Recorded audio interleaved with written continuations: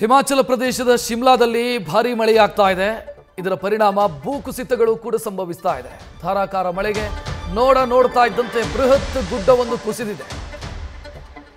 ಜುಬ್ಬಲ್ ಕೋಟೈ ತ್ಯೂನಿ ಹಟ್ಕೋಟಿ ರಸ್ತೆ ಮೇಲೆ ಗುಡ್ಡ ಬಿದ್ದಿದೆ. ನಿರಂತರ ಮಳೆಯಿಂದಾಗಿ ಹಲವು ಪ್ರದೇಶದಲ್ಲಿ ಭೂಕುಸಿತ ಸಂಭವಿಸ್ತಾ ಇದೆ.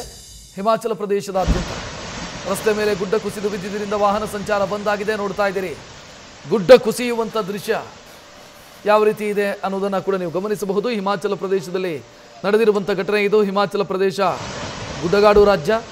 ಅಲ್ಲಿ ಪ್ರತಿ ಬಾರಿ ಮಳೆ ಆರಂಭ ಆದಾಗ ಈ ಸಮಸ್ಯೆ ಸಹಜ ಮತ್ತು ಸಾಮಾನ್ಯ ಅನ್ನೋ ರೀತಿಯಲ್ಲಿ ಸದ್ಯ ಬೃಹತ್ ಗುಡ್ಡವೊಂದು ಕುಸಿದ ಪರಿಣಾಮ ಆ ಪ್ರದೇಶದಲ್ಲಿ ವಾಹನ ಸಂಚಾರ ಸಾಧ್ಯ ಆಗ್ತಿಲ್ಲ ಅನ್ನುವಂಥ ಡೀಟೇಲ್ ಕೂಡ ಸಿಗ್ತಾ ಇದೆ.